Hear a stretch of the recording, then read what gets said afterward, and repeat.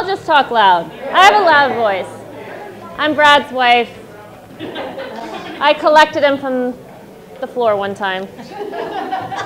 I'm not here to talk about that. I really need both hands. Oh well. Okay, so I don't know if you guys know this, but parenthood is disgusting. You learn this early on. For women, you learn it during pregnancy when this beautiful new life form is wreaking havoc on your body.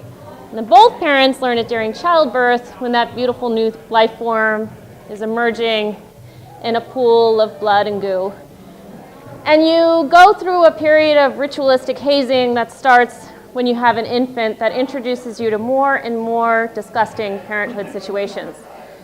And one of the most memorable ones from when I had my first daughter happened when I was home on maternity leave with her. And it started with this little pink mitten. And it was the type of mitten that you put on an infant's hand to make sure that they don't scratch their face and make them look like they've been attacked by a badger or a wolverine. And so that's where the story begins. There is one day when I am no doubt in front of a pile of dirty dishes and a pile of dirty laundry, holding a newborn, and I look out in my yard and I see something on a pile of leaves and I say, that's weird, what's that? And I think maybe, that looks like one of those little pink mittens that I put on Lily's hands to prevent her from scratching her face and making her look like she was attacked by a wolverine. But I don't go out and get it, because at that point in time, having a newborn, anything beyond just caring and feeding for that child seems like it's like climbing Everest. So I don't go outside and get the mitten from the yard, which is a decision I'd come to regret. So a couple of days later, it's the afternoon. There's some peace and quiet in the house, which rarely happens when you have a newborn. Lily is sleeping in her infant swing so peacefully, and I'm preparing to go back to work from my maternity leave. Since I had made the decision to nurse Lily, it was time to, I wanted to use my breast pump to start expressing milk. For those of you who have never used a breast pump before, which I am assuming is no more than half of you,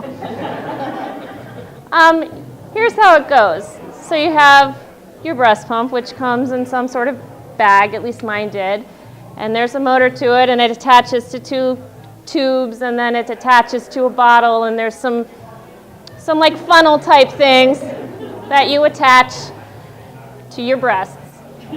And you press a button and the pump starts going. And it works on this 10 to 15 minute cycle. You don't really want to interrupt the cycle. This is an important part of the story. You don't want to interrupt the cycle because then you have to start over again with the expressing and all that.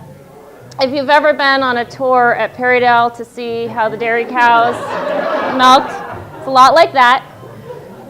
So it's the afternoon, and the other thing with the breast pump is that, the goal is to be relaxed, you're in a serene setting, you're just hanging out, because it's important when you're pumping to not have stress, because that affects your milk production. It's all bullshit, because it sucks milking, it sucks pumping. It's never relaxing. So here I am, it's relaxed, baby's asleep, sitting on the couch, turn on the HGTV, watch a little House Hunters, get my pump ready, sitting there. Okay, here we go. Press the button, cycle starts. Pumping. The dog wanders into the living room. We have this little beagle mix named Snacks. His name is very appropriate.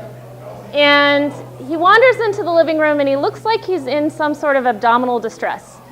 And he starts doing this thing where he's like craning his neck, like that, and he starts making this horrible gagging noise. And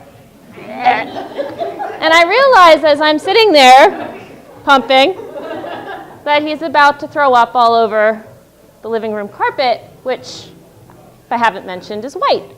So I'm sitting there, baby's asleep, I see the dog's about to yak all over the rug, and I'm like, Snacks! Try to move him aside. Snacks! Aside! Snacks! That just pushes him a little bit further down the carpet, where he proceeds to throw up the contents of his stomach in a big bile-colored pile of goo, in the middle of which sat the little pink mitten from the yard. And I was like, hey, that's where that went. And then I was like, oh, it's gonna stain the rug. And I'm like, you know what? I can't control the situation right now. It's a very important lesson to learn early on in parenthood that you have no control. And so I sit there and I wait and I watch as the stain sets in, and the dog kind of all of a sudden turns around and starts sniffing at the little pile of vomit like it's seeing a steak, and he proceeds to gobble it all up. And again, there's nothing I can do. This is an important lesson. It prepared me for later lessons in parenthood where my toddler pooped in the bathtub every time she would get in, or my 2-year-old threw a 45-minute tantrum because I asked her to put on a pair of pants, or the day that my 2 little girls decided to spend nap time painting their carpet. These are all important lessons to learn about control. So the moral, well, incidentally, we have still not seen that mitten. It's never come back up. I'm assuming it could reappear any day on our living room carpet, which we have replaced and is now dark gray and very shaggy. And that's my story.